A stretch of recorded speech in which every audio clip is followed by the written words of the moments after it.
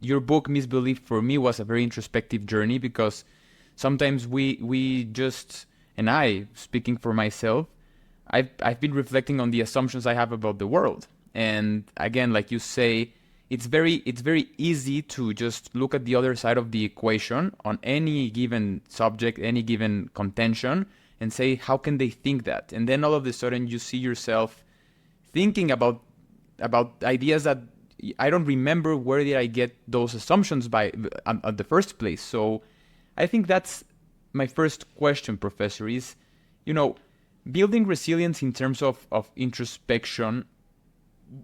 What are some of the ways we can, capture these ideologies, ideas, identities that we have that perhaps are not true but are driving our lives as if they were? Yeah. So it's very nice that you're doing this, because the easiest way to read this book is a book about them. Let's talk about the people who have a different opinion and so on, but you're absolutely right that it's also a book about the nature of our beliefs. And even if we are not conspiracy theorists, or if we not have very strong misbeliefs, there are still questions about how did we get to believe what we believe. Now, the process that I describe in the book, that we call the funnel of misbelief, starts with stress.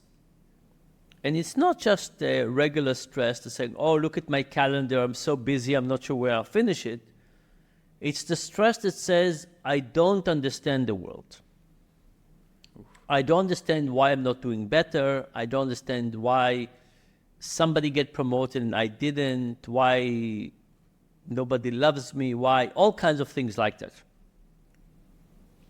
It's stress from feeling that I don't understand the world and I'm not getting the share that I deserve. Now, what does that stress create? That stress creates a need for a story. So here's an example. Imagine two tribes of fishermen. One tribe is fishing in the deep sea, one is fishing in a lake. Which of those two tribes have a bigger level of uncertainty? Obviously the one in the deep sea, right? There's different storms and weather and the fish move around and so on. Which one of those two tribes adapt more superstitions? Also the ones that fish in deep sea. When the world is unexplained, we want something to explain it to ourselves. It doesn't have to be real, it could be superstition, but it's a story. So we need a story, but not all stories are made alike. So what are the good stories? Good stories are a story with a villain, like describing me as a villain, and good story is a complex story. Now that's kind of puzzling. Why complex story? Usually we're used to people wanting simple stories. Why do we think that in this case people want a complex story? It's because if society is looking down on me, if I have a complex story, I can feel superior to society.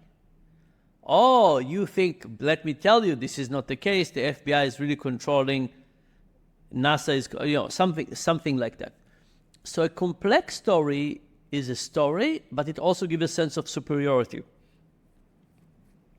And that's very important. So the building block is stress. This is the fertile ground. Now, as you have said, resilience is maybe the best antidote we have to stress. So if you take two people, are they going to react in the same way to stress?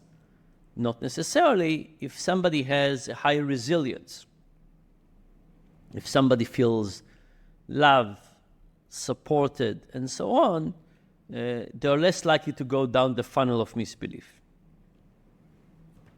Now, just very quickly, there are three other components, right? There's the cognitive component, the personality component, and the social component that kind of seals the deal.